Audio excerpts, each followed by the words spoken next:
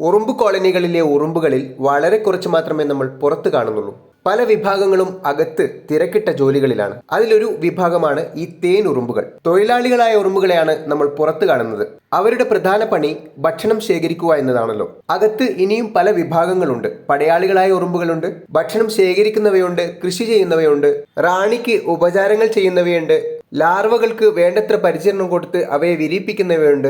അങ്ങനെ നാനാജാതി ഉറുമ്പുകളിൽ ഏറ്റവും പ്രബലമായ ഒരു വിഭാഗമാണ് ഈ തേൻ ഉറുമ്പുകൾ. കോളനികളിലെ ഭിത്തികളിൽ ഇങ്ങനെ തൂങ്ങിക്കിടക്കും ഇവർ. ഭക്ഷണം കിട്ടാതാകുമ്പോൾ ഉറുമ്പുകൾക്ക് ഭക്ഷണം സപ്ലൈ ചെയ്യലാണ് ഈ തേൻ ഉറുമ്പുകളുടെ പ്രധാന പണി. റേഷൻ എല്ലാവർക്കും വിതരണം ചെയ്യുക എന്നത് ഉറുമ്പ് കോളനിയിലെ അടിസ്ഥാന മൂല്യങ്ങളിൽ ഒന്നാണ്. ആരും പട്ടിണി കിടക്കുന്നില്ല എന്ന് മാത്രമല്ല, ആരും ജോലി ചെയ്യാതെയും അവിടെ ഇരിക്കുന്നില്ല. ഓരോ ഉറുമ്പും ജോലി ചെയ്യുന്നതും എല്ലാ ഉറുമ്പും സാമൂഹിക വ്യവസ്ഥയുടെ ഭാഗമാകുന്നതും ഉറുമ്പുകളുടെ നിലനിൽപ്പിന് അത്യാവശ്യമായിട്ടുള്ള ഒരു കാര്യമാണ്. ജോലി ചെയ്യാതെ വീട്ടിലിരിക്കുന്ന മനുഷ്യന് പകർത്താനാകുന്ന ഒരു പാഠം.